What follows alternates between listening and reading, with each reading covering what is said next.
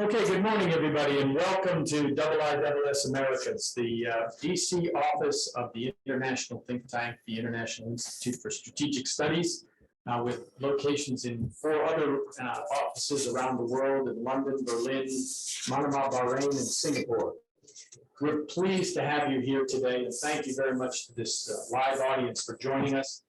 Today's event will be recorded and placed on our website for viewing by others after the event. And today's discussion is in the context of our Conflict, Security, and Development Program. We recently released the Armed Conflict Survey for 2021, and today's event is going to cover the long aftermath of war, dilemmas of post-conflict intervention. We're thrilled by the fact that we have live resident scholarship on this topic here in Washington, among several other programs, and we are very appreciative of the guest speakers that have joined us for today's panel. And to introduce the panel and the director of our Conflict, Security, and Development Program, let me turn it over to today's moderator, Dr. Nigel Gould-Davis. He's our senior fellow and editor of the Strategic Survey, joining us from our London office. So Nigel, over to you. Thank you very much. Good morning, everyone. It's wonderful to have an in-person event. Here is the Armed Conflict Survey for this year. And as EJ mentioned, we look forward to a thorough and stimulating discussion of the key essay that Benjamin has written for it on the long aftermath of conflicts. Thank you also to EJ for mentioning Strategic Survey, and as a very brief advertisement there, I just mentioned that this is even hot off the presses, and we will be having our launch of that next week on Wednesday. You'll be very welcome to tune into that. It will be a virtual event. Let me first hand over to Dr. Irena Mir, my excellent London-based colleague. Irena is editor of the Armed Conflict Survey and senior fellow for Latin America and Conflict, Security, and Development at the IISS. Before joining the Institute, she worked at the Economist Intelligence Unit as Global Editorial Director, responsible for leading and growing the thought leadership business globally. And before that, Irena was Director and Senior Economist with the Center for Global Competitiveness and Performance at the World Economic Forum. Irena. Thanks, Nigel, for this wonderful introduction. Good morning, everybody from London. I wish I was there, but unfortunately, COVID restriction constrained me here. But it's great to see you all there in person. I think it's fantastic to be able to host again an event in person. So I just wanted to welcome as well remotely to this in-person event, which promises to be really interesting. The topic for discussion is very central to our research agenda on conflict, security, and development at the IISS, and also was very central to the Armed Conflict Survey 2021 that Nigel just showed you. At the IISS, we are particularly interested in policy-relevant and impact-driven research, and understanding really the current and complex features of the aftermath of war is really key to design successful external intervention for peace building and reconstruction. So it's actually a very important topic for both academics and practitioners.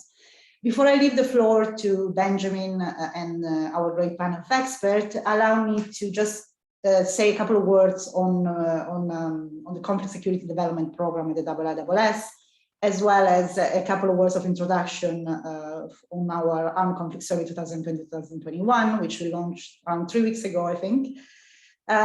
So in terms of the Conflict, Security, and Development Program, it's a very well-established program at the IISS.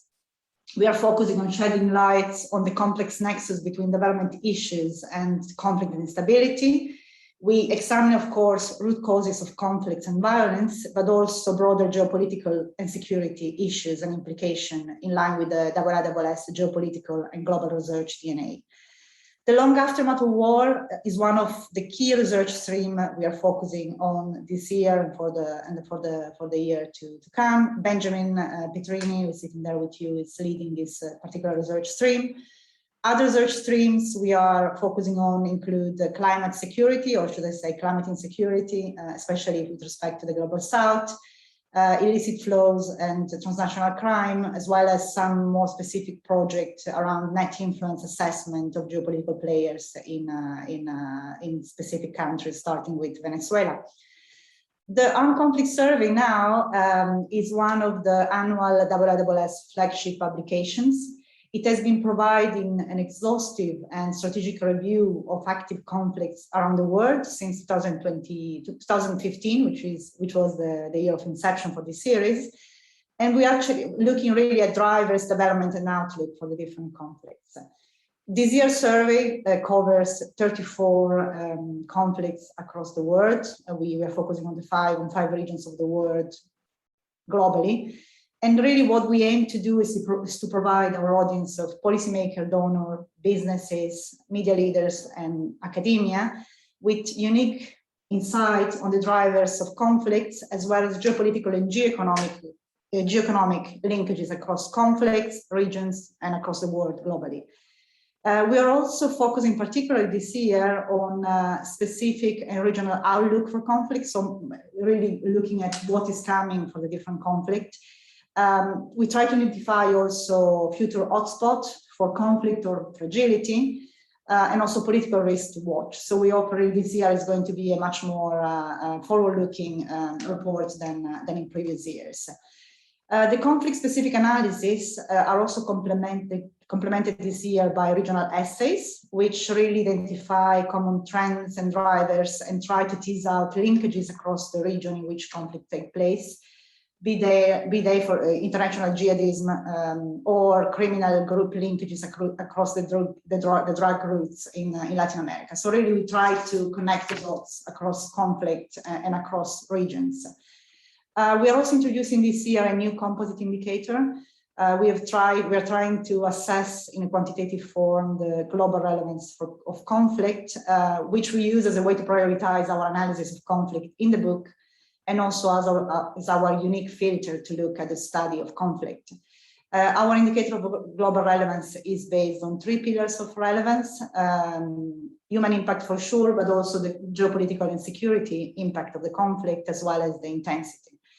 So that's an additional tool we use in the book, specifically also for visualization and to give some more kind of quantitative flavor to the book and to the graphics. Finally, the report includes specific focus on specific issue, which we have selected for being particularly relevant or insightful for the current or future conflict landscape. The aftermath of war is one of the issues we have selected this year, and Benjamin wrote a beautiful essay on that, which is also available online. The other 2 issues we are focusing this year is the changes in third-party intervention, and especially the rise of new power intervening in conflict and also in conflict resolution.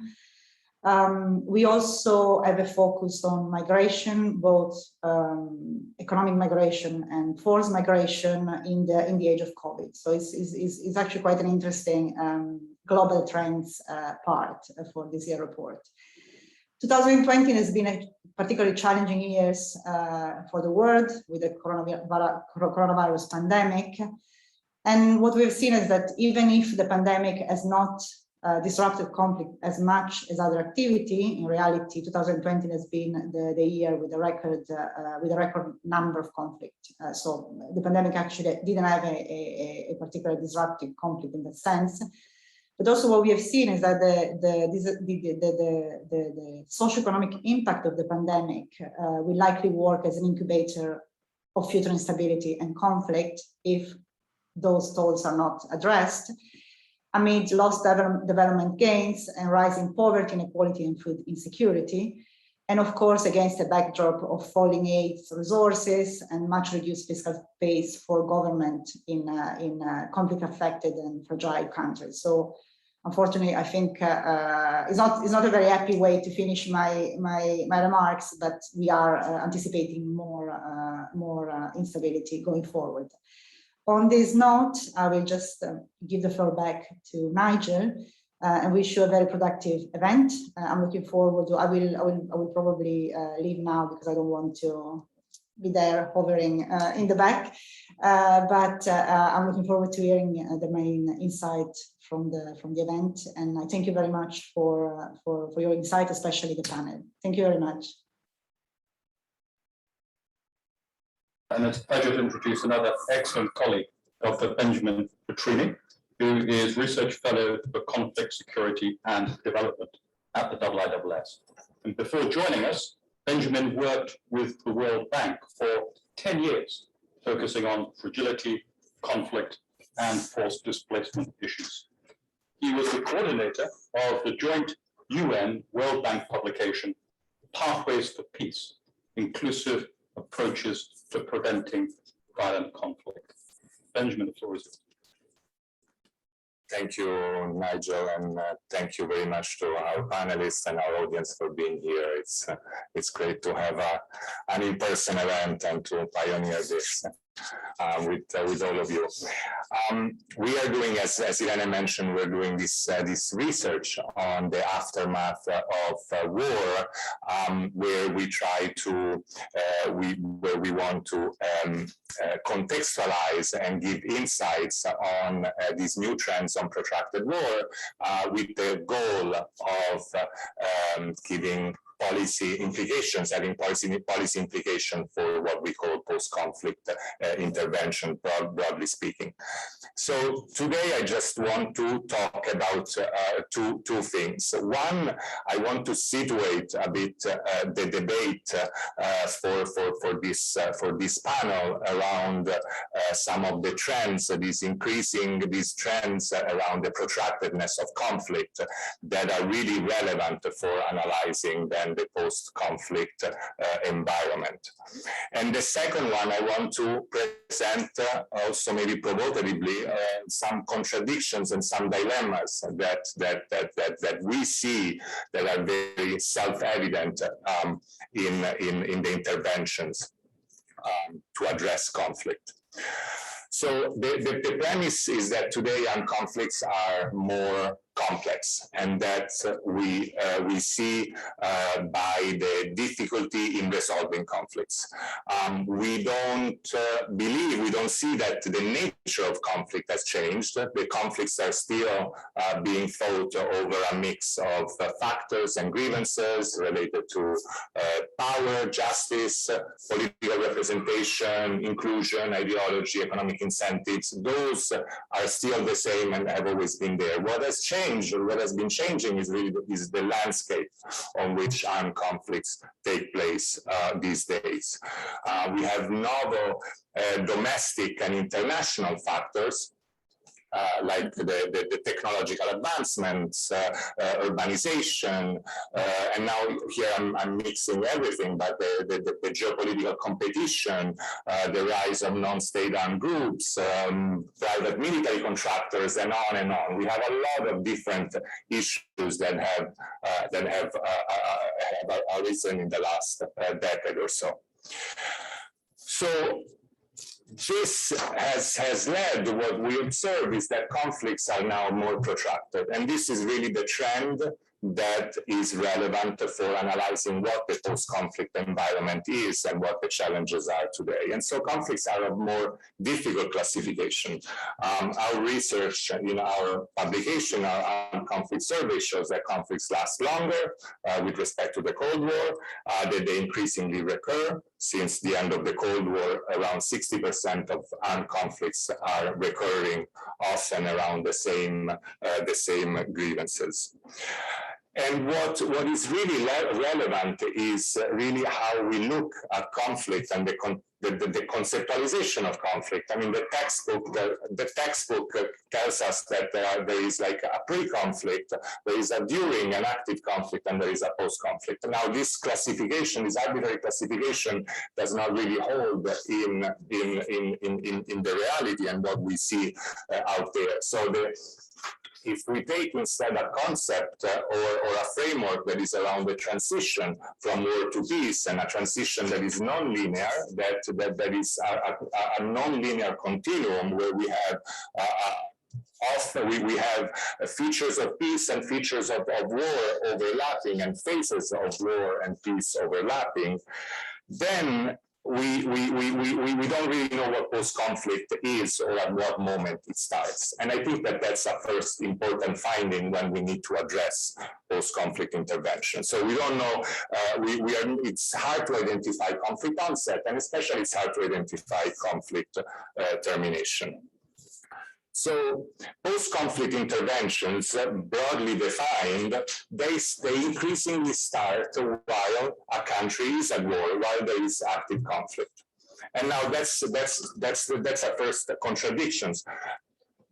What do we mean by post-conflict interventions? We can put the whole broad sort of efforts and initiatives to address conflict, from peacekeeping and security support initiatives, development interventions, reconstruction of infrastructure, institution building, humanitarian effort, etc., etc. The point here is that really try to look at it broadly.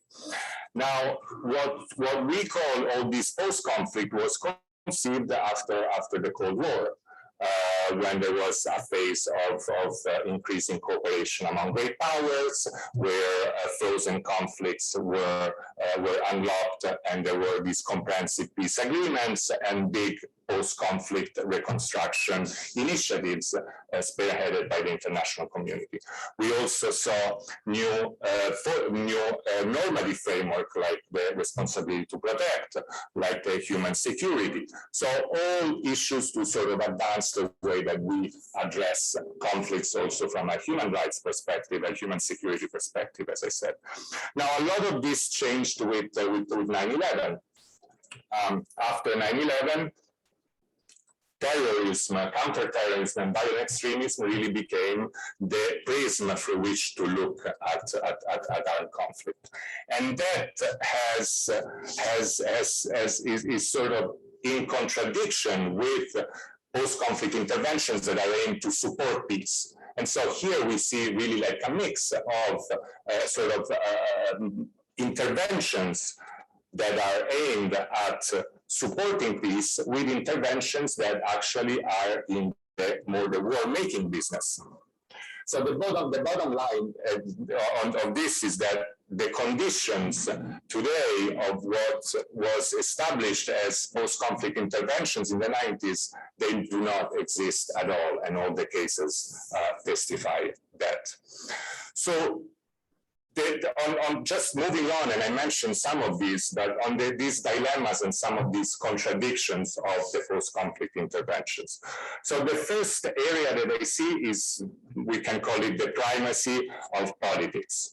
So there is this inability, there is an inability to reconcile politics, which is the engine on which armed conflicts take place, with externally driven post-conflict interventions. And there are two aspects. One is that these post-conflict interventions are supposed to be neutral, impartial. They clash with sovereignty concerns. And the second one is that these initiatives are meant to support peace. Now, the base of having that, of having a framework to support peace, is to have the conditions domestically to have a viable political settlement, to have even a country that has a vision of what peace should look like in that country. And this, from almost any cases of armed conflict today, we do not see that taking place. A second dilemma is around what I already mentioned is this dualism between military and non-military components of post-conflict interventions. So there are operations that are meant to support peace, and at the same time, operations that are doing counterterrorism, and these conflate, and there are no clear boundaries, but we say that we need to work together, that there need to be complementarities. All true, but are we building peace? Are we making war? It's not very well defined. The last one, much more specific, it's around the mandates of post-conflict interventions, which do not really, they clash, they don't reconcile with armed conflicts that are always changing, with situations and conflicts that are constantly changing. There is a mandate, and it's there because of accountability to donors, because of funding mechanisms, for many reasons, but they do not account for conflicts that then evolve. And so we have interventions that last several years, but struggle to keep up with the change on the ground. So let me stop there and turning back to you, Nigel. Thank you. Thank you very much for that rich food for thought. And it's a pleasure now to call upon our distinguished panel of commentators to share their perspectives on these issues. I'd like to begin by introducing Mona Yakubian, who is a senior advisor on Syria, the Middle East, and North Africa at the US Institute for Peace. In 2019, Mona served as executive director of the congressionally appointed Syria Study Group, which USIP was mandated to facilitate. And before joining USIP, Mona served as Deputy Assistant Administrator in the Middle East Bureau at USAID. We'd be interested to hear your thoughts on these issues. Thanks so much, and thanks to IISS for the invitation. This is my first in-person presentation, so I'm getting used to not being in my basement. First, I want to compliment Benjamin on his excellent paper. I found it very provocative. It really sang to me, and in particular, I would highlight the notion of both the complexity of 21st century conflicts and the nonlinear aspect of it. And I was asked to speak about this and sort of situate it a bit in the Middle East and North Africa, and actually very specifically Syria, which is where I've focused my work. And so much of what's written in the paper, and I think what the survey itself lays out is present in spades in the Middle East. I would argue in some ways, I think maybe the Middle East is the leading edge of some of these trends. What I'd like to do is provide just 3 points, 2 contextual points, and then I want to conclude with just some thoughts on what post-conflict interventions, how should we be shifting and thinking about them differently. The first is, like Benjamin, for me, the jump-off point, the inflection point on how we should be thinking about this is 9/11. Certainly with respect to the Middle East, but I would argue even here at home, here in Washington, and of course New York, where the attacks took place, I think they marked a real watershed in terms of the fact that, of course, this was the most deadly foreign attack on US soils since Pearl Harbor, but it was an unconventional actor, a non-state actor, rather than a conventional military that undertook the attack using unconventional means in the name of a violent extremist ideology. And I think that's actually quite significant. We can talk about that a bit more, but I actually think of the 21st century in terms of being a watershed in terms of diffusion of power and other such questions. The second is as important, which is the US response to 9/11. Which was these large-scale military interventions in Afghanistan and Iraq that inaugurated, of course, what we have now named the Forever Wars era, which is now coming to an end. But what's important to note is the ways in which these interventions favored military-dominant responses. Again, Benjamin, you've touched on this, but I would say in some ways, and this is my third point, to the exclusion of or underrating the importance of diplomacy, peace building, and development. And that's my third point. It's really the over-reliance on military and security solutions that exacerbated rather than resolved drivers of conflict and extremism in the region, in the Middle East. We see this with the Arab uprisings, which, while directed at regional governments, were a clear indicator of unresolved popular grievances. And we see it as well in the rise of ISIS and its so-called caliphate, very dramatic example of that. So bottom line, 9/11 and the US-led response to it heralded the beginning of 2 decades of protracted conflict, extremism, and instability across the Middle East and North Africa. Second point is as I've noted, I think the Middle East demonstrates quite well the complexity and non-linearity of these conflicts. And so let me talk for a moment about Syria and how it fits into the frame that you've provided us. First, it's for sure protracted. We're now in the 11th year of this conflict, which has settled into what I think will be a violent, protracted stalemate. Second, we have this significant third-party intervention. No fewer than 5 foreign militaries are engaged in Syria. Third, we're seeing it used increasingly as a proxy arena for other conflicts. Note yesterday's drone strike on the US base and at Tanf, which is indicative of growing tensions between the US and Iranian-backed Iraqi militias. We also have Israel's shadow war with Iran that's being played out in Syria as well. The Syrian conflict features major non-state actor involvement, from the secular Kurds all the way up to ISIS. We also have Russian contractors, the Wagner group, you name it, they're there in Syria. The Syrian conflict has also been marked by large-scale protracted displacement, the largest displacement since the end of World War II. This, in turn, I would argue, is also a driver for conflict. I think we have to watch carefully, in particular, Lebanon, because of its own fragility. And also demographic re-engineering. Syria has the largest number of IDPs in the world. And we are seeing in Syria this kind of displacement and demographic re-engineering, which itself is also a driver for conflict. We have seen high levels of trauma because of the ways in which laws of armed conflict and international norms are routinely transgressed in Syria and impacting children disproportionately. This is a longstanding generational challenge.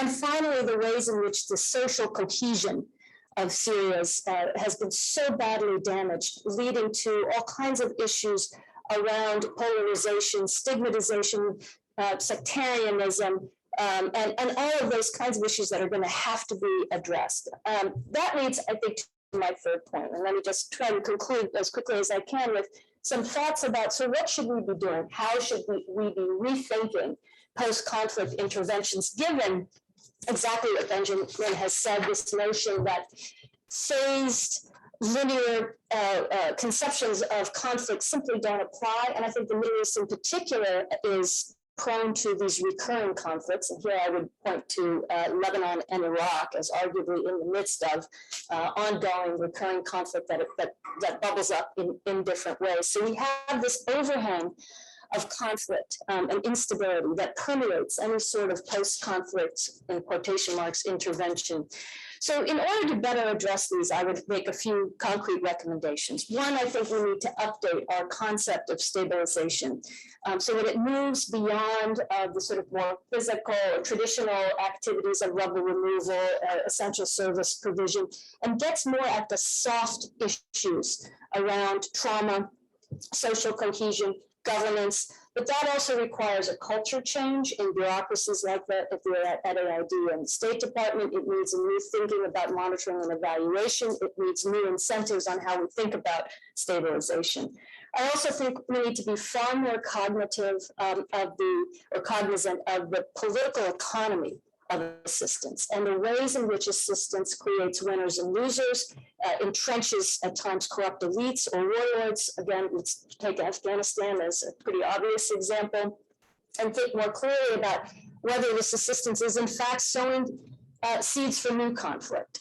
I think we need to do much more with respect to corruption and ensuring again that this assistance is not feeding corruption and has much more transparency and checks and balances attached to it.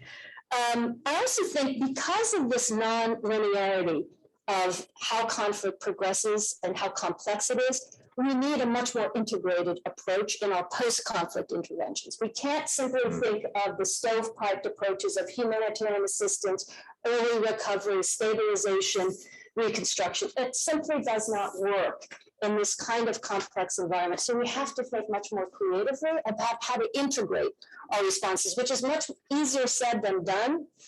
given the bureaucratic impediments, the funding impediments, the colors of money, et cetera, and the cultural impediments, quite frankly.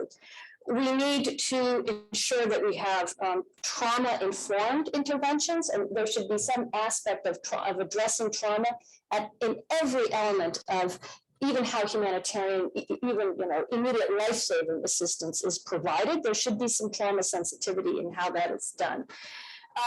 We also, and I'll stop with these last two, we really need to get much better at addressing issues.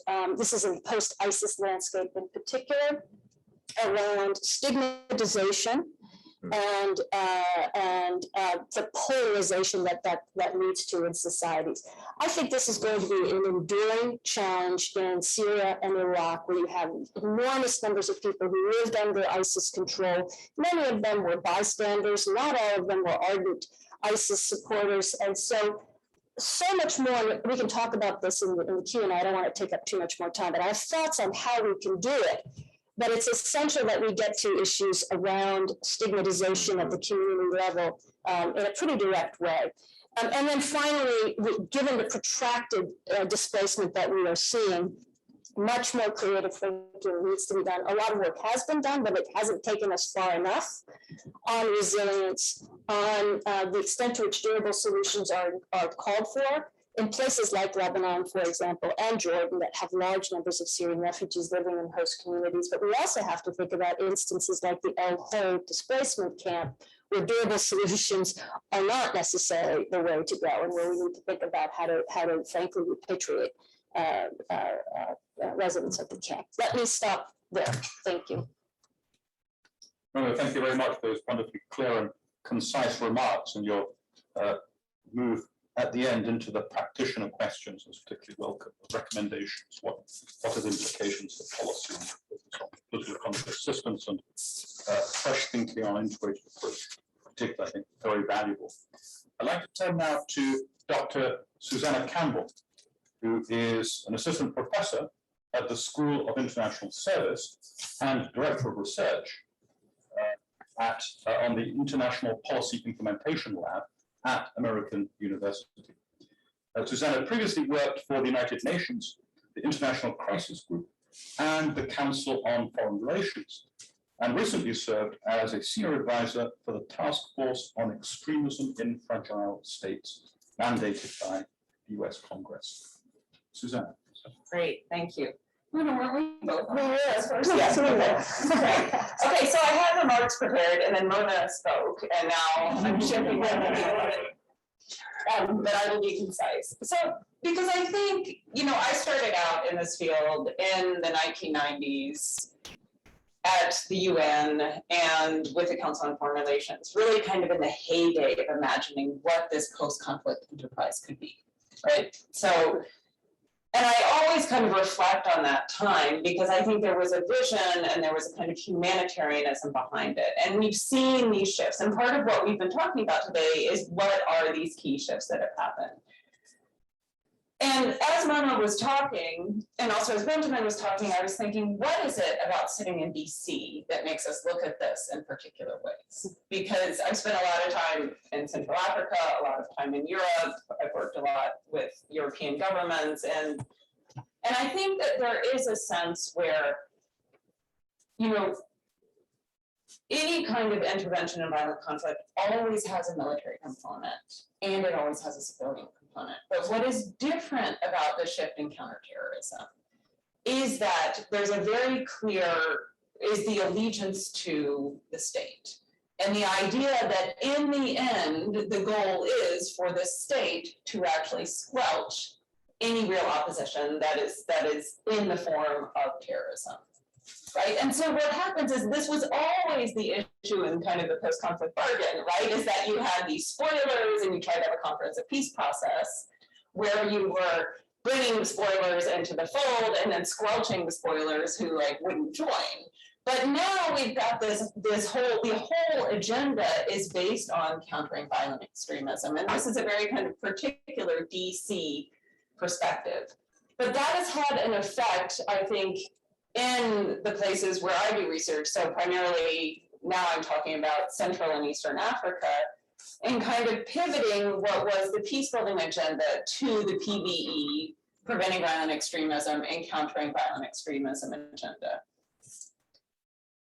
And the problem there is that the kind of idea, the original idea of peacebuilding was that we're not picking winners and losers, we're just facilitating a process. And in fact, what we're trying to do, our ultimate solution, and this is replete in the task force report that we supported, is that it's about accountable state-society relations. And yet, from a PVE-CV perspective, that is lost because you're implementing a project, you have a short time frame, and in the end, you just want to prevent violent extremism. And that means that you're short-circuiting from the aid industry perspective or intervention perspective. You're short-circuiting a lot of the broader kind of accountability state-society relations processes that when we study the effectiveness of any intervention, we realize that it only happens by facilitating more accountable relationships between a government and the population. So I would think about it in some ways about, you know, you have the direct Afghanistan, Iraq, Syria effect of 9/11, right? But then you have this kind of indirect effect where you have the kind of old post-conflict agenda coexisting with this PVE-CVE agenda. And that has some pretty big implications. Second, I think, and people probably don't want to hear this, but any international actor is going to be far less aware of, savvy to the political economy of a conflict-affected country than anyone in that country, right? So the idea that somehow aid can master the conflict dynamics, can anticipate all the politics, and control exactly what happens with an $8, it's just highly unrealistic, right? These are highly complex societies, right? Many of which are grounded more in informal than formal institutions, right? And still exist through these kind of broad, sometimes neo-patrimonial networks. And what that means is that we have to kind of think and acknowledge that these are contexts that we're trying to influence and realize that there's a lot that we're not going to be able to control. So while you can take into account the political economy, you cannot fully anticipate it. And I was one of the authors of the definition of conflict sensitivity, which is what this is all about, right? It doesn't really work that well, in part because of our aid architecture and infrastructure. So we can get closer, but we can't solve it. And so I want to kind of touch now quickly on the points that I actually wrote down, which was that the phases, I think what's important to understand is that the phases of pre, during, and post-conflict are constructed in relation to the international community's bureaucratic priorities and concepts rather than to the reality of what's happening in any conflict-affected country. So conflict and cooperation coexist and co-evolve. Right? If you do a spatial analysis, you'll see how conflict exists along with cooperation, how these things actually feed into each other. In any peace process, violence is often used to get a seat at a table. So violence is a tool for cooperation. So these are two things that coexist and co-evolve. And the fact that they've been split up into this pre, during, and post-war has a lot to do with what is convenient for international actors rather than what's actually happening on the ground. So if we see it through the kind of external frame, then that helps us understand maybe part of what the problem is. And I think what I want to say in relation to that is that what's fascinating is that the frame, the post-conflict frame, the kind of what we would call the broader theory of change, or what you do in a post-conflict environment, has been that we have PVE and CVE have been added to it. But the broader idea of what a transition looks like has not been updated. At the same time that the kind of global environment is much more that we have a rising authoritarianism, rising populism, we have increased willingness of recipient states to resist, control, and push back at any kind of international intervener. So you've got this model, it's like, hey, I'm trying to create rule of law, market-based economy, and a liberal democracy, and everybody keeps on trying to program that. But the context, this broader, not just the conflict context, but the broader geopolitical context has changed significantly in a way that this no longer works. And for me, the most important change that I've seen recently is that both states, so both the host government, recipient government, and international actors want to get to development as quickly as possible. But development is where the funds flow. It's where you have much, much less kind of control. And so that's where everybody wants to go. That's where all the international aid actors can spend a lot of money. That's where the any kind of recipient government can do what they want much more. And so the idea that somehow in a post-conflict phase, we're actually concerned with politics, I think is largely a myth. I think you're concerned with politics 1 to 2 years, or the political implications or the political economy of aid, 1 to 2 years after a post-conflict election. And then it goes away because all of the actors have transitioned to a pure development phase, where even though we have the sustainable development goals, right, that is not what dominates their aim or ambition.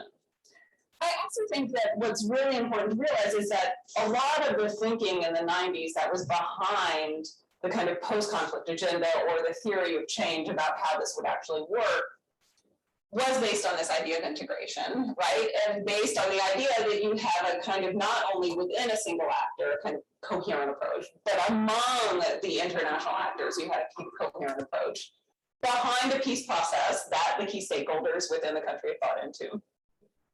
But the fragmentation of the aid industry changes everything, right?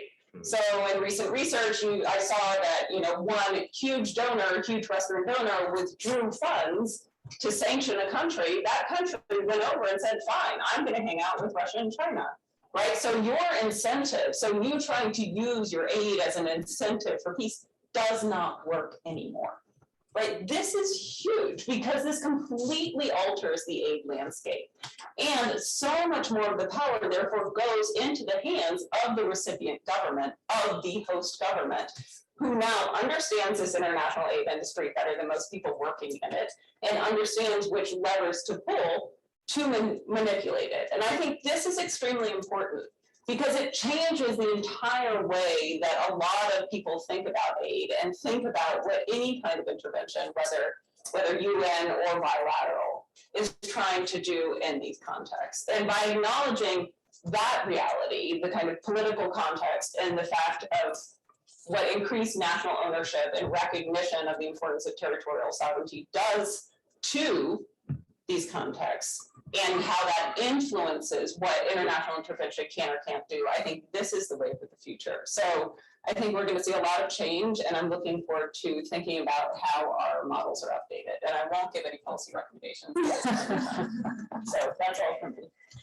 Excellent. Thank you very much, Susanna. Lots of fascinating thoughts and points there. Particularly struck my other things by your reference to Russia and China. So one larger question is how the rise of these adversaries affects the questions that we're addressing today. And also this striking counterpoint you pose between external bureaucratic priorities and local dynamics. How do we overcome that and improve understanding? We will take up these things in discussion. Thank you. I'd like to turn now to Errol Yaidoke, who is Senior Fellow for the International Security Program and Director of the Project on Fragility and Mobility at CSIS.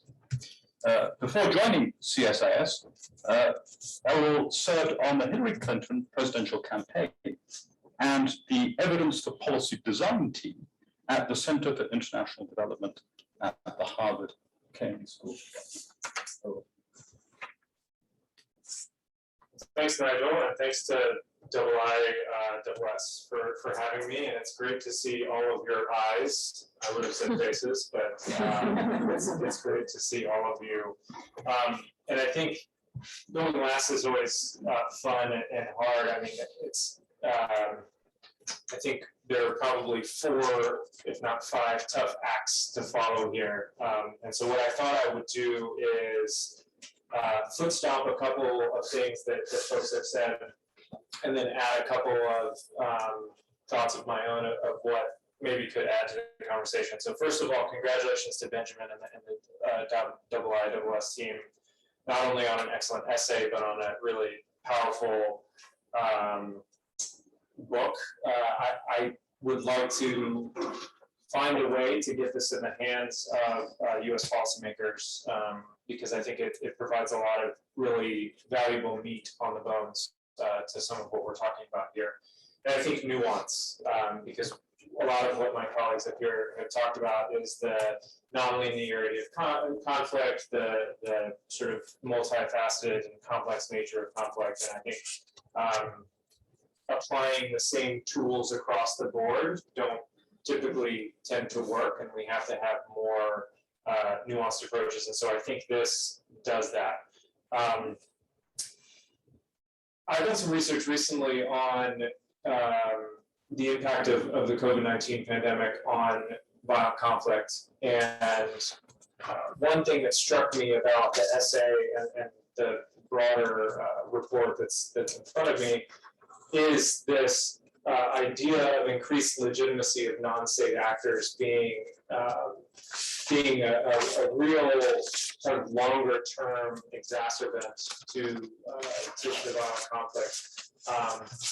A lot of what my colleagues talked about and what the essay talked about is the protracted nature of this, the falling back into conflict, and then okay, peace, and then Lebanon yesterday, seems to be exploding in front of our eyes tragically. And so I think that's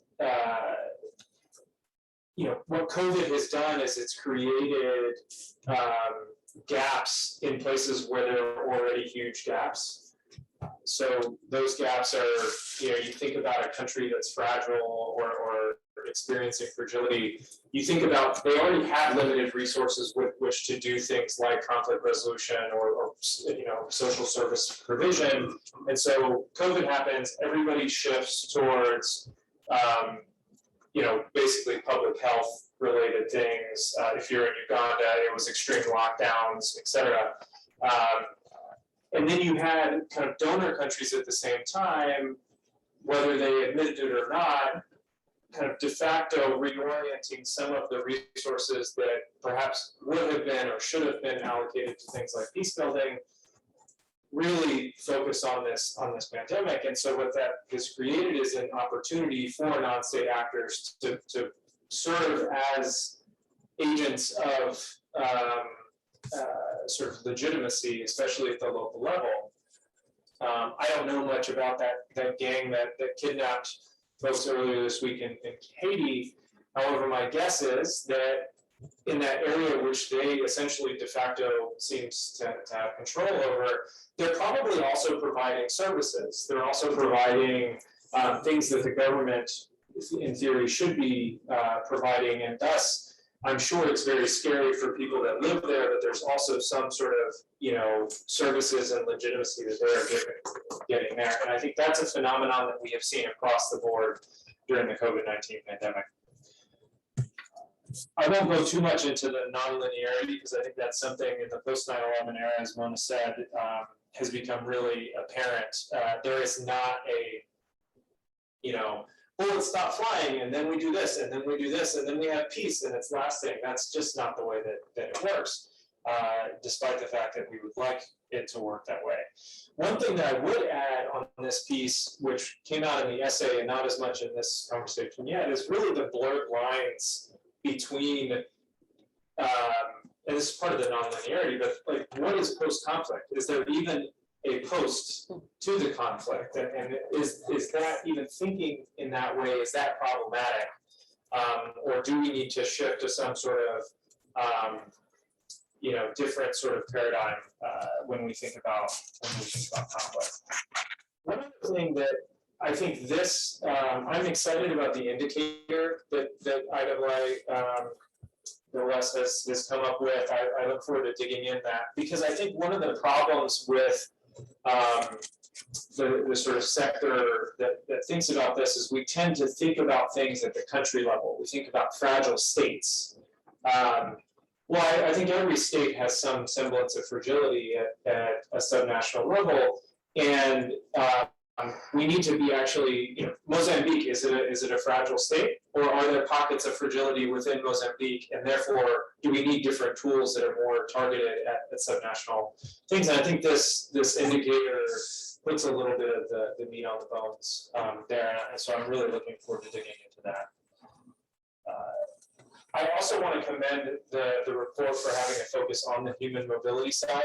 There's a reason that when I was offered the really incredible opportunity to start a new project at CSIS, that I chose fragility and human mobility, because I think they're inextricably linked, both as sources and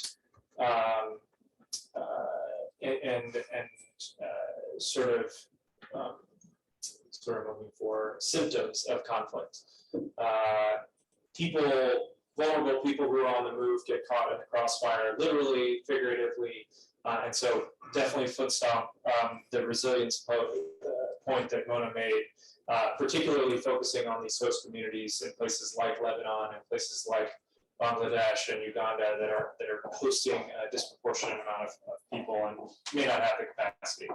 So let me shift very quickly to my colleagues didn't focus as much on kind of the U.S. government and what some of the policy options are here, and I think that's one of the reasons why I was asked to speak here. And so there are a couple of things that are happening that are trying to shift the U.S. government to a more prevention-focused paradigm. One of the reasons I was excited to sit on this panel is because two of the seminal pieces of work in this space are Pathways to Peace and the USIP Violent Extremism Task Force. And so sitting on the same table as the authors of those two, if you're a student or if you're a young professional and you want to learn about what peace looks like and what we should do and how we should pull levers, those two things are really important. And so the US government, during the Trump administration, it was sort of seeded during the end of the Obama administration, but then implemented during the beginning of the Trump administration. There's a thing called the Stabilization Assistance Review.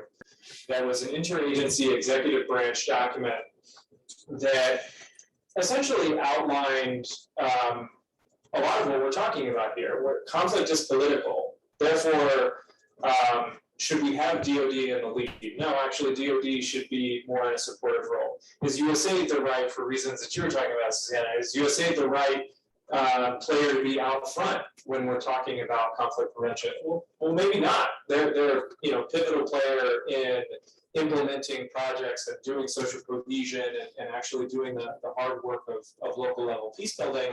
But if we believe, as the evidence has shown, that conflict is political, that violent conflict specifically is political, then we need to have different tools and we need to have our civilian entities in lead. And this is why you see the State Department being put out in front of those efforts. That then led to something called the Global Fragility Act, bipartisan act that went through Congress, and whether he knew what he was doing or not, President Trump signed into law in 2019. The Biden-Harris administration is now tasked with implementing this thing, and I think it's certainly an opportunity to put into practice some of these theories and sort of, if the U.S. government is a super tanker and we're wanting to shift the super tanker away from being responsive, using military tools only in conflict with civilian stuff as an afterthought, which is essentially how we've been, then we're going to need to slowly but surely move that super tanker towards a prevention-focused paradigm. That's what the GFA is meant to do. I think that I'm going to use this public platform to just foot stomp the need to focus on it and prioritize it within the U.S. government. I think there are champions of it on the inside, and more of us need to be talking about it. And I'm happy to go into more on that. Lastly, I'll just say, similarly, there is a Summit for Democracies, or I can't remember the exact name, but coming up in December. And I think, Mona, you talked about democracy a little bit here. This is an opportunity, I think, for the U.S. government to show that it understands the nuanced political nature of conflict and doing things.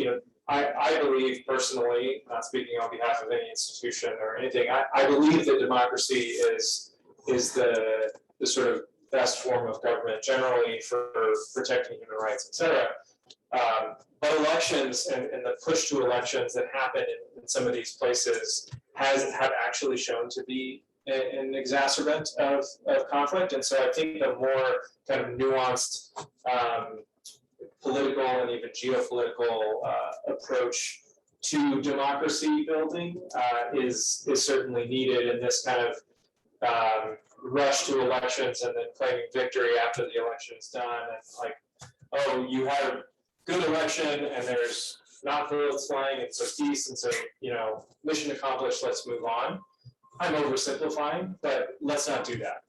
Let's move to a different way of thinking about democracy and the protection of human rights. And I think this summit is an opportunity to do that. So Nigel, I'll leave it there with those points, but look forward to the discussion. Thank you very much, and thank you for adding further food for thought to what's been a very rich buffet already. Particularly your points about, your question about whether there is really such a thing as post-conflict. That's a sort of a bleak conclusion, but if it's a correct one, it's something that practitioners must take into account as well. And points about democracy at the end. About half an hour for questions and discussions now, and I'll actually sort of plenty of time for audience contributions. Before we do that, I'd just like to pose a couple of questions to our panel based on Benjamin's essay and the discussion that has followed. The first is Benjamin draws attention in the essay to this phenomenon of growing conflict protractedness. That's clearly a fundamental part of the issue here. So just to unpack that and understand it better, what are the drivers of this protractedness? Why are conflicts more protracted now than in the past? Benjamin, perhaps you'd like to start, and then we can do a tour of the table. Yeah, no, thank you, and I think that is part of the real issues today is to identify how do we move, how do we understand what then. Let me rephrase.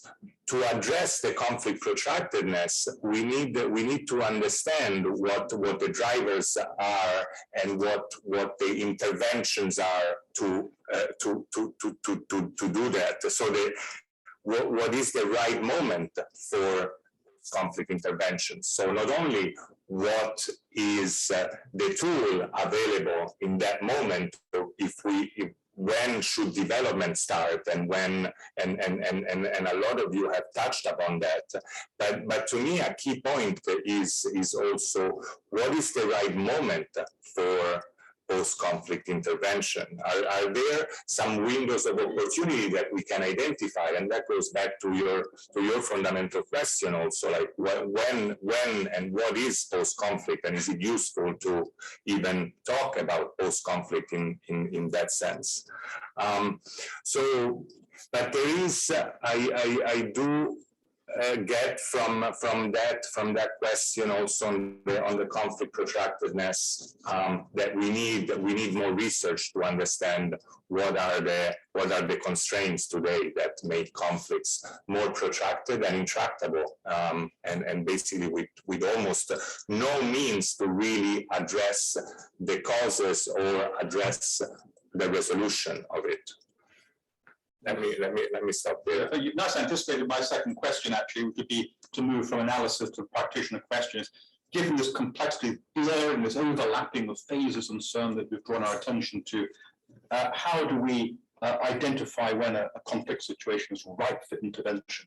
So I invite other panelists to address either of both these issues. The fundamental question about why these conflicts are so much more protracted now, and secondly, with all of this complexity and ambiguity, how do we identify when the right moments for what kind of intervention are appropriate? I'm happy to jump in. Yeah, maybe on the first question, my own sense, and again, my experience is limited to the Middle East and North Africa, which, as I said, I think in many ways is emblematic of all of the things that we've discussed. I think that the reason for the protractedness, in part, is because of the extensive external intervention in these conflicts and the fueling of proxies, which all the empirical research shows indeed protracts conflict. People may recall in Syria, there was a period at which there was strong recommendation for arming the rebels, which, in my view, clearly wasn't successful, and indeed may well have been a key factor as to how and why we see now this very protracted state of conflict in Syria. As well, I think many of the drivers remain unresolved. And I wanted to go back, if I could, to a couple of Susanna's points, because I thought it was very interesting to hear and thought-provoking. For me, I think the issue, again, in the Middle East, I agree, CVE, very much a DC-driven agenda. What I was trying to say is I don't think CVE should have been the driving motivation for how and why we responded to 9/11. I think we should have gotten underneath what was happening and understood much better the drivers that were leading to the ways in which a violent extremist ideology was able to thrive. Ideologies don't thrive in vacuums. They feed on conditions on the ground. And so my own perspective on that is, of course, you always have to have militaries, and you can't have peace, and you can't enable security, you can't enable an environment for security without military involvement. For me, it's more to Errol's point about the SAR, it's who's in the lead, what's the emphasis? And again, one wonders, did we squander a really important opportunity on September 12th, 2001, if we had reconceived of what our response should have been and had driven it much more by diplomacy, by development-related responses. I think the SAR is an excellent example of the direction in which we need to go. The key is how to implement. Where are we? How do you get the buy-in, and how do you move bureaucracies in which, quite frankly, the CT kinetic overhang is so enormous. It's going to take. It's been built up over 20 years. I don't really know how you undo it in any short period. The last point I want to make is that on this issue of unresolved grievances, there was the Arab Human Development Report that came out in 2005. It was a clarion call from the region for change, and less about democracy. I didn't use the word democracy. I actually very specifically used governance, because I think we've gotten lost a bit in elections, and we haven't really focused enough on accountability, transparency. But Susanna, your points about state-society relations, social compacts, et cetera, that's sort of been lost. And I think in the Middle East, we continue to see it. I mean, just before the pandemic, we had what some were calling round 2 of the Arab uprisings in Lebanon, in Iraq, in Sudan, in Algeria. So my own sense is that those are the issues that we need to get better at. And I think I take the point on political economy. We're not going to get it, but we got to do better. Yeah. We have so much better to. We have so much more we need to do. And again, not to keep drawing on 9/11, but 9/11 also in the Middle East and North Africa launched the era of these fortress embassies, where we are as a U.S. talking as an American, where we our ability to understand what was happening on the peripheries of society, or in the non-traditional, non-establishment areas of society, was completely impeded. And I did some work while at Stimson on something called seismic shift, in which we tried to understand which community of experts was best placed to see the Arab Spring coming. And it was really various civil society organizations, human rights groups, those that weren't focused on establishment paradigms of power, but rather were kind of at the grassroots in the areas of the disfavored and the dispossessed, that had the best eye on it. And there was a great anecdote in one of my interviews of someone who was working in the embassy in Cairo, who noted there were protests and people kind of yelling and demanding change, and we couldn't hear a thing because of the thick glass of the embassy windows and so forth, which to me conjures this image of exactly this issue that we have to get at. We're not going to solve it, but we can do much better. So I'll stop there. Thank you. Susanna, any thoughts? Yeah.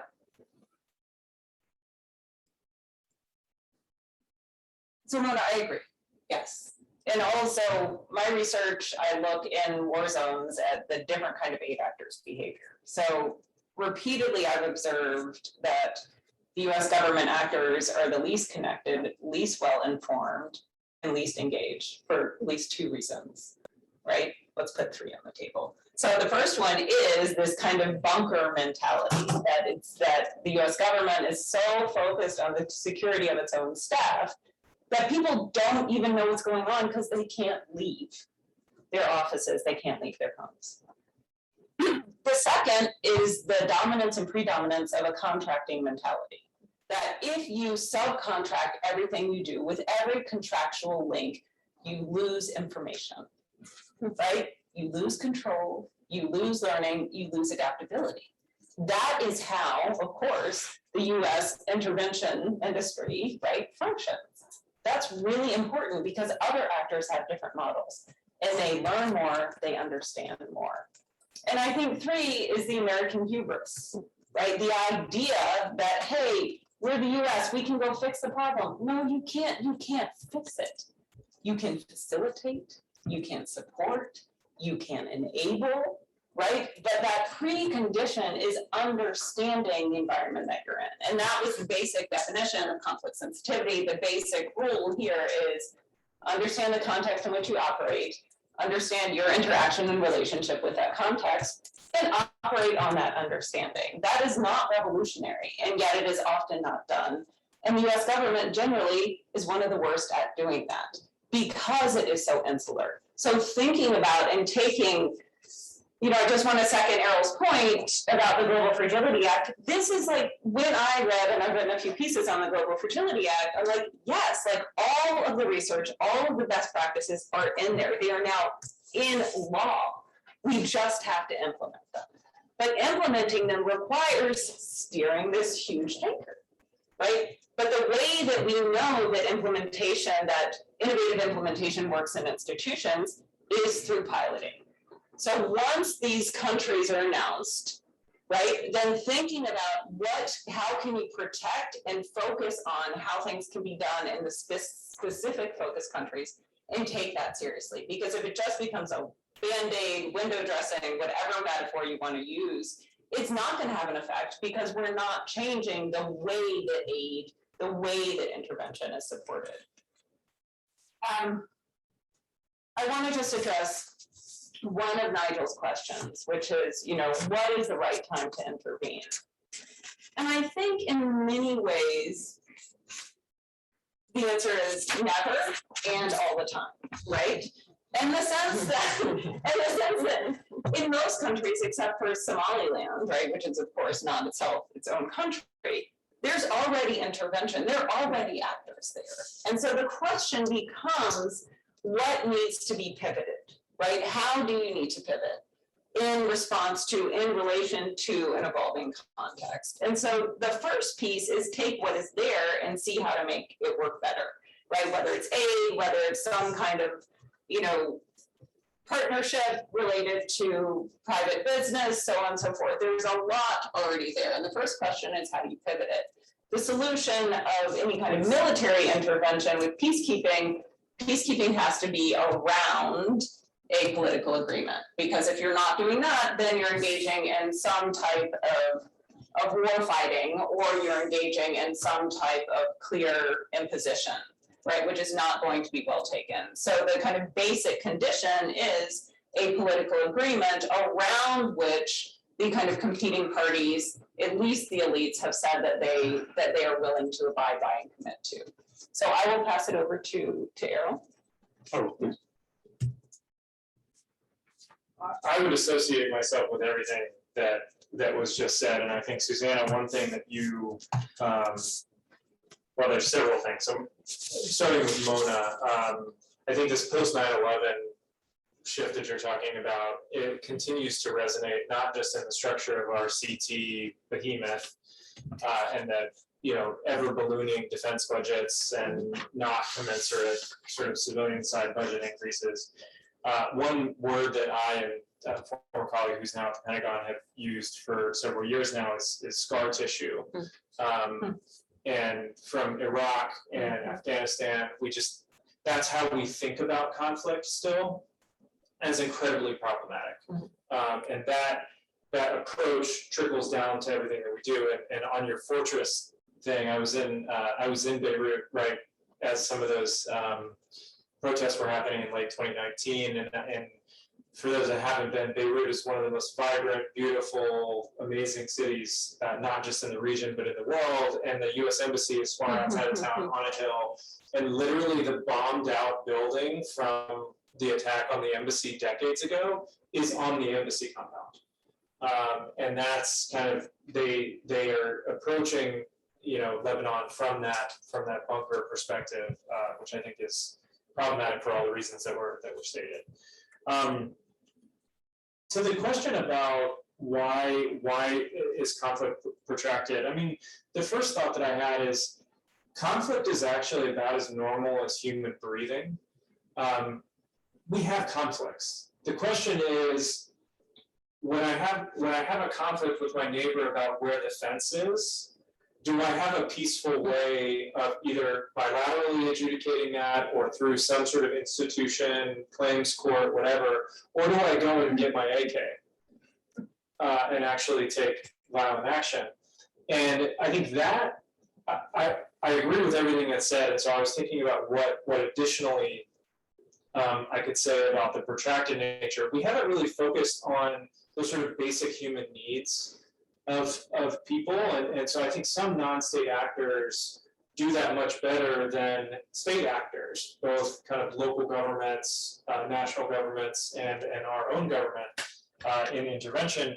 We don't necessarily focus on what sort of the people's needs are, and that's provision of services, adjudication of conflict peacefully, and I think that it ties into this kind of disparity in budget and resources and priorities.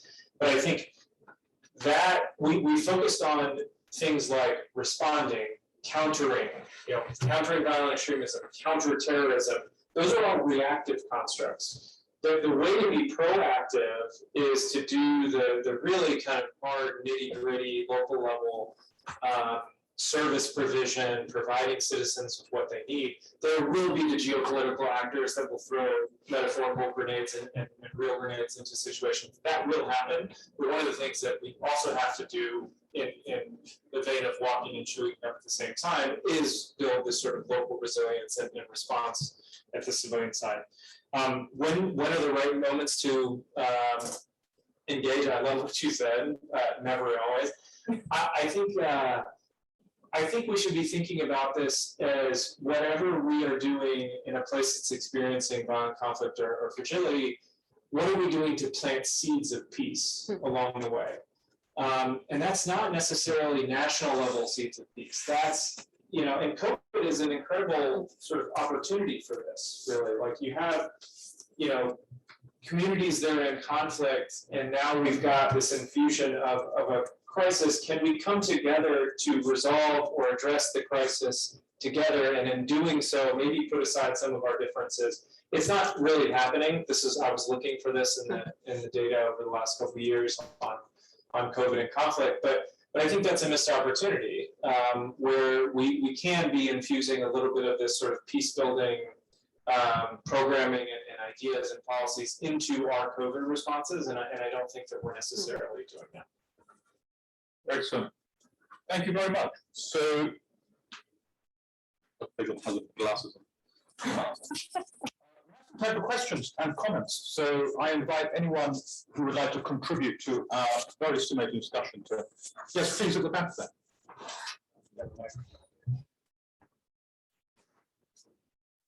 Wouldn't dispute the idea that protracted conflict is so new.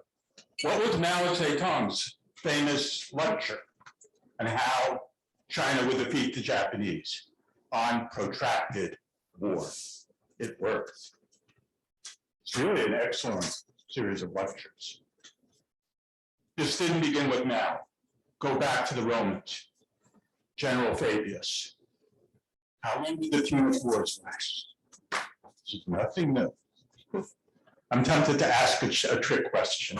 Can't resist. How long did the 30 Years' War last? perhaps in looking at the problem today, we could gain something from looking at these historical precedents. Because I'm not hearing that from the panel so far. Thank you. EJ. Thank you all for fascinating disposition on the topic today. And I'm struck as a former military officer by the comments on our resort to the use of force. And one of the things that I always think about is how we are structured as a society, and at least in the U.S. structure, the U.S. government. We don't resource, to your point, Errol, we don't resource alternatives. So when I reach into the kit bag, if all I've got is a hammer, every problem looks like a nail. I try to use what I have. And if you look at societally what we do here in the United States, when the police force doesn't work, we call in the National Guard. When a wildfire takes place and we can't respond with fire jumpers, we bring in the National Guard. When a problem happens, we turn to the military commander who demonstrates competency and creates a sense of calm and well-being or confidence to address the problem. And he or she brings the tools of their trade to attack a problem that they weren't necessarily organized, equipped, or trained for, but they do the best that they can. So if we are looking at changing the way we respond as a society to these protracted conflicts, and I agree that accepting Stanley's comment about this is not new, but it's new in our post-World War II experience, that these conflicts are extending longer and longer. We've got to find different tools and different ways of responding than doing the same things over and over again, expecting a different result. So I'd ask the panel, what can we do differently to address this problem of protracted conflict and responding not to post-conflict, but to the problems of societies in conflict that we can, as outside interveners, properly or usefully contribute to trying to resolve things. Excellent. One more comment or question before I turn to our panel. Please, and please feel free to introduce yourselves if you would like. Yes, Edward F. Stanford University. On protracted conflict, I'm tempted to remark that sometimes I think the U.S. Civil War isn't over yet. But my real comment is, if we are moving into an era of less U.S. intervention, it's clear that we are, doesn't that mean relatively greater reliance on UN interventions? Is that going to work? And how could we strengthen that technique? Excellent, thank you. So let's return to our panel. So protracted conflicts, how new in fact? Alternatives, we need more tools if conflicts are becoming more protracted. So what might those tools and alternative approaches look like? And thirdly, the UN and its potential in this field. So shall we go down the panel? Yeah, sure. Thank you. On the protractedness, I completely agree. There are cases and there are instances all over history about how conflicts is protracted. And to your example about Mao, a more recent one is the Taliban. They waited for 20 years before returning to power, and they knew that at one point the U.S. was going to leave. I remember 2001, they were arguing that. What we say today, however, is that compared to the tools to address conflict that were devised in the 1990s, and where we had strong security guarantees for comprehensive peace agreements that, with all their drawbacks, were holding, today we don't have the minimum bare to try to address conflict from a diplomatic perspective, from a development perspective, and from a security one. So that's why we see that protractedness is a feature of today's conflict compared to the 90s or compared to cases from the past. I probably took the easiest of the questions. I'll leave you with the others. I might touch on this question of of alternatives. How we, number one, the distortion, which is clear between our defense budgets, right, which compared to other defense budgets around the world, we are orders of magnitude higher, and our foreign aid budget, which is disproportionately low, depending on how you count it, less than 1%. Of the budget. So let's start with that and say, number one, I think we need to rethink our resourcing mix. But number two, again, for me, the jump off point is, in my view, we are in a completely new and different era in which our 20th century approaches, our 20th century posture is simply not sufficient to the task, given the complexity. I've written a short piece on this in which I advocate for creating a DARPA-like organization or institute that would be devoted to developing creative, innovative, new tools for peace building. What does that look like? I don't know that we've actually really, in a concerted way, thought that through. Part of the issue is also the way the bureaucratic structures are such. Not only do you have this enormous, as Errol called it, I think, CT behemoth, which is absolutely correct, we also have a bureaucracy that does not allow for failure, that does not encourage really innovation or creative solutions. So hence, if we can move something outside that and start to get more at, and start to make a more concerted effort to think about what does a 21st century toolbox look like, because that's part of the problem, as I hope tried to argue. That's where we went awry in the last 2 decades, is that too often we used the hammer on the nail as opposed to not understanding well what the actual challenges were that were before us. Well, let me stop because I don't want to take up too much time. I'll stop there. Thank you. DARPA for peace. That's fascinating. PARPA. I actually, I was going to do PARPA, but then given the Biden administration's lexicon, they have the idea of an ARPA for health. So I, in my little short piece, called it ARPA PD, which is ARPA Peacebuilding / diplomacy. So whoever wants to go in on that, let me know. Sure. Yeah, no, I'm up for it. Awesome. Okay. So I'm not going to touch on the protracted conflict piece. I think that intrastate conflict is very different than interstate conflict. And so both the dynamics of how it starts, how it escalates, and how it's resolved are different. And so this is part of what we're dealing with here.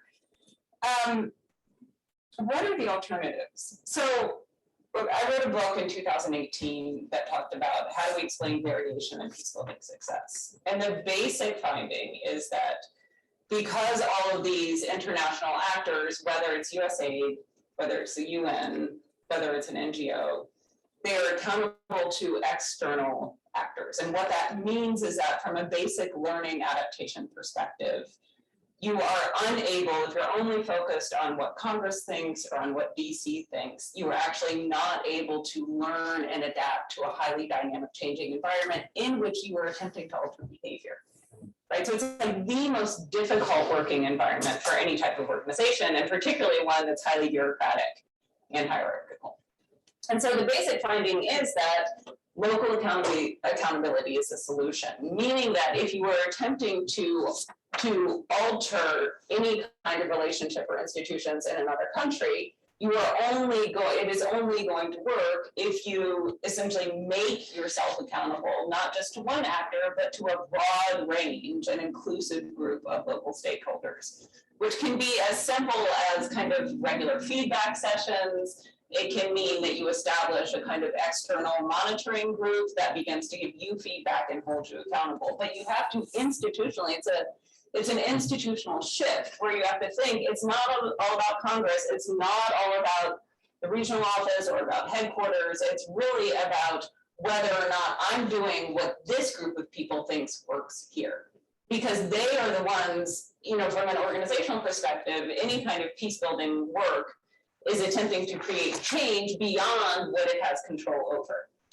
And so the actors, whether it's government officials, whether it's civil society, whether it's local communities or their leaders, they are the ones who are responsible for sustaining and continuing the effect of your actions. And so it's really almost an organizational structure issue, right? And so if the US military said, hey, we're going to take what we've learned, we're going to these peace brigades without unmilitarized peace brigades that become super adaptable, right? Then maybe you could do something. But the basic military structure is not set up in this way, right? It's so hierarchical that it is not, and it's focused very much on the chain of command. And so this idea of this learning and adaptive organization is just not possible. And so what needs to be done better is not just to move funds out of a kind of military solution, right, which has one hammer for all nails, but to actually think about how does the US government engage differently, period, and how do we get beyond just allegiance to the host government and host state, which is how all international aid actors are set up, and really focus on our responsibility for a kind of more inclusive accountability approach, which is much more difficult than we would think. All of this is in the Global Fragility Act, right? So it's also about using that as an opportunity to say, hey, let's try this, let's pilot this, and let's really see how we can do things differently. Yes, reliance on the UN, yes. The UN is a flawed but extremely important organization. So what it means to focus more on the UN is make sure peacekeeping is well resourced. This is very basic. Peacekeeping is actually very cost efficient. And so make sure that peacekeeping operations are well resourced, both through assessed contributions and thinking about contributions to the UN Peacebuilding Fund and etc. Also thinking about how to engage more effectively with the UN in the field. Right, so including through partnerships and not just pouring. Often actors just pour money through the UN, which actually alters the risk. So you're like, well, let's transfer the risk to the UN; they can bear it all. But thinking more about what real partnerships in the field look like, thinking about how delegation happens, and whether the UN is also just transferring risk, or whether there's actually some real partnership on the UN's behalf. So. I'd say strengthen, work with the UN, and that is absolutely where things should go and where a lot of other donors have gone beyond the US. I'll pass it over. Any final comments? Absolutely, great questions. I hesitate to talk too much about Lebanon, both because Mona's here and one of my students who's Lebanese is also here, and so they'll correct me, but it's so fresh in my pre-COVID mind. EJ, to your question about security sector actors and sort of what can we do and what can we do with the tools that we haven't talked about security sector assistance on this panel. And there's something really interesting about Lebanon where the Lebanese sort of government, the way it's set up is, if you want a headache, study how Lebanon's government is set up and the different power sharing structures, et cetera.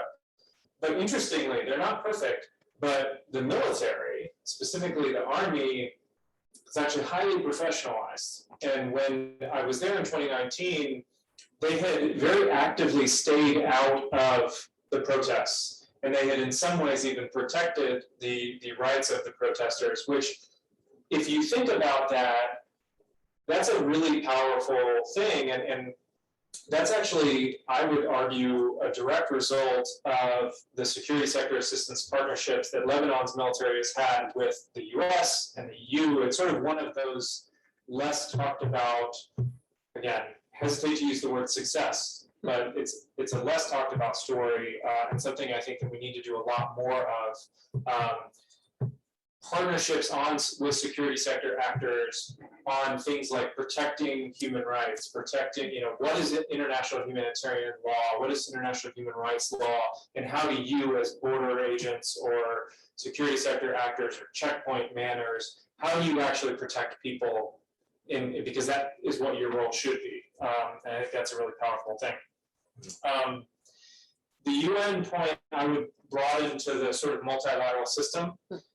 So you made a point about how our toolkit is changing. We're not doing nation building. We're sort of moving to a different paradigm. What are the tools in that toolkit? Multilateralism, more broadly. The bank, the UN, the various elements of the UN that my colleagues have talked about here. It's hard to do that. It's hard to make the case.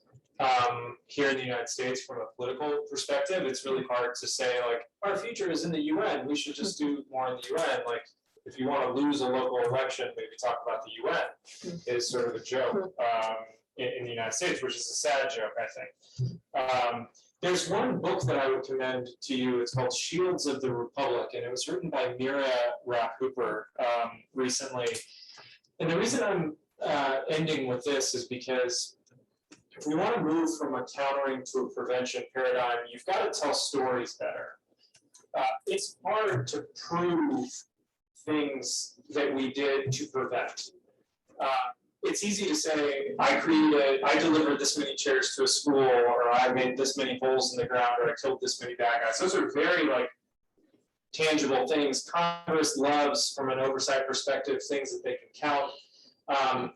But prevention is a storytelling exercise. Prevention is, we need to understand better about how things like multilateralism and focusing on sort of conflict prevention has actually been successful. And Mira's book talks about, she sort of proves the counterfactual in terms of multilateralism in the post-World War II era. Why did these Bretton Woods institutions, why did the UN kind of lead to conflicts maybe not being started or not being as bad as they could have been, and why is it a good bang for our buck to sort of invest in this admittedly imperfect system? And so with that, I will probably just leave it there. Thank you. Focusing on successes is always helpful when we're grappling with difficult problems and drawing lessons. And with that, unfortunately, we must come to an end for our event this morning. I'd like to thank all of our panelists for an excellent discussion. Thank you to the audience for your excellent questions. I know there are more. I'm sorry we could not get to all of them.